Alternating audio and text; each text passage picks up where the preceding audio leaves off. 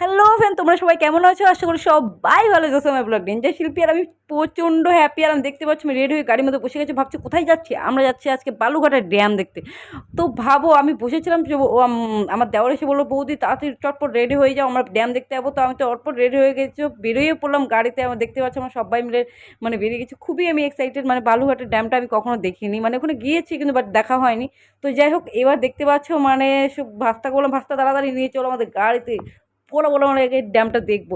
আর তো গাড়ির মধ্যে যেতে যেতে এতটা এনজয় হবে ভাবতে পারিনি। কৌশিকদাকে দেখো এত ডান্স করছে ও, ওর খুবই এনজয় করছে। ওর এনজয় দেখে আমরা আমরা সারা রাস্তা এনজয় করতে করতে গেছিলাম, সারা রাস্তা নাচ করতে করতে গেছি। গাড়িটা আমার দুলছিল। তো যাই হোক, ড্যামটা দেখবো কখন, এটাই আমি এক্সাইটেড যে কখন ড্যামটার কাছে যাবো। তো বাট অন্ধকারের মধ্যে হয়ে গেছে, দেখতে কি পাবো না সেটাই আমি ভয় পাচ্ছি। কিন্তু জাস্ট কৌশিকের নাচ দেখে আমি মন ফ্রি হয়ে গেল। বাপরে বাপ, ও এত নাচতে পারে আর এত হাসাতে পারে ছেলেটা, খুবই ভালো।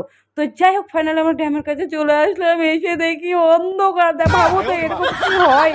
তো যাই হোক, মনটা খুবই খারাপ লাগলো। এরা জেনে শুনে বলো কি এখানে লাইট আগে থাকতো, এখন আর লাইট বলে দেয় না। তো যাই হোক, আমাদের ভাগ্যটাই খারাপ। তোমাদেরও ভাবলাম দেখাবো, কিন্তু তোমাদেরও দেখাতে পারলাম না। চলো এখন বাড়ি থেকে রওনা দিচ্ছি। আর এ দেখো, এর আরও খুশি আমার কান্না দেখে। তো আমার ব্লগটা এখানে শেষ নেই, তুলনা আমার দেখো।